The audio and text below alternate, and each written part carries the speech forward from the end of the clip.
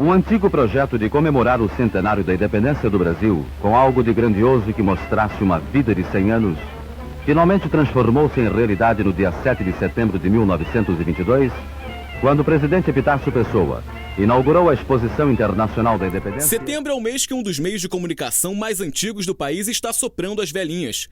E não é qualquer idade, não. Há 100 anos o Brasil se comunica, se diverte e se informa pelas ondas do rádio.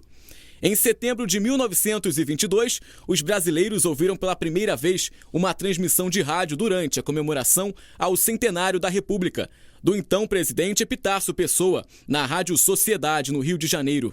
A primeira transmissão, efetivamente, oficialmente, foi no dia 22 de setembro de 1922, enquanto o então presidente Epitácio Pessoa fez um discurso em comemoração ao 7 de setembro. E aí o Edgar Roquette Pinto, que era um antropólogo, um professor, ele percebeu que poderia ser interessante esse meio de comunicação.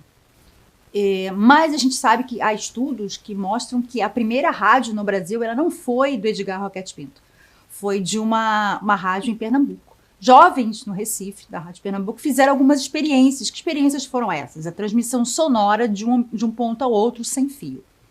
Então, pela história do rádio no Brasil, a primeira transmissão foi em 1922, mas a primeira emissora, oficialmente, não foi a Rádio Sociedade do Rio de Janeiro, mas sim, por meio desse experimento, um pouco antes, por esses jovens lá em Pernambuco. Só que era um veículo muito caro.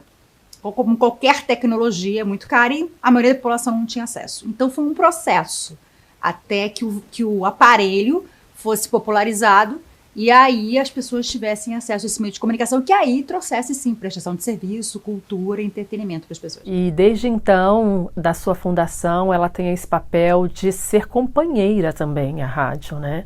Como eu falei, companheira para quem está em casa arrumando, fazendo comida, para quem está no trânsito, para os taxistas, enfim, ela tem esse papel, né? No centenário da primeira transmissão de rádio do Brasil, atualmente com as milhares de formas de se comunicar, o rádio ainda tem seu público específico. Vai me dizer que você também não escuta aquela rádiozinha quando está parado no trânsito. Ou tem aquele avô que ainda prefere escutar a rádio e acompanhar o jogo.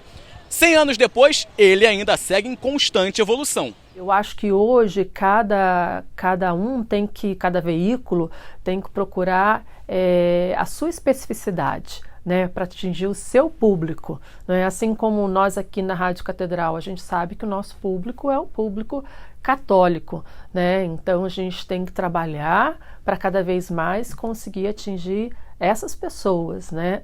E assim os outros veículos, assim as outras formas também digitais que surgem, só vem complementando, acredito eu, o áudio. 100 anos depois, onde oficialmente o rádio começou a ser transmitido, atinge hoje quase 7 milhões de moradores na cidade do Rio. Segundo o Ibope, o instituto que pesquisa a audiência no país, 80% dos brasileiros ouvem rádio e passam, em média, 4 horas acompanhando a programação, principalmente quando estão dentro dos carros. Eu acho fundamental o papel da rádio, né, porque ela ainda consegue chegar antes de muitos veículos de comunicação. O rádio ainda é hoje o veículo de comunicação mais instantâneo. A gente tem internet, mas a gente precisa de um sinal internet para postar, a gente precisa de uma plataforma. Então essa instantaneidade, já há pesquisas que comprovam isso, a instantaneidade efetivamente ela é ainda presente no rádio. O rádio soube se apropriar muito bem das tecnologias.